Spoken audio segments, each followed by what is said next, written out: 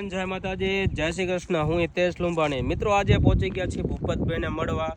કુવાડવાથી 12 kilometre દૂર બારવણ ગામ, ત્યાં પહોંચી ગયા છીએ ભૂપતભાઈને મળવા। ઝોપડીનું કામ છે। મજામાં ભૂપતભાઈ ગયા હતા દવાખાને, જોકે પગની કસરત અને તેલની માલિશ ને બધું કરવા માટે ગયા હતા દવાખાને, અને હજી લગભગ 3-4 દિવસ પહેલા પાછા આવી ગયા છે। 10 દિવસ દવાખાને રહ્યા છે મિત્રો।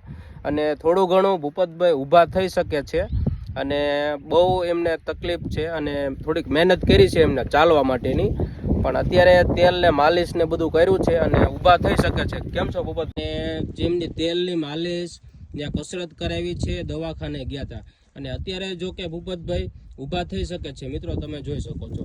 આટલું ભૂપતભાઈ કરી શકે છે કે ઊભા થઈ શકે છે, બસ ચાલવાની એમને થોડીક હજી એમને વાર લાગશે, પણ ચાલશે।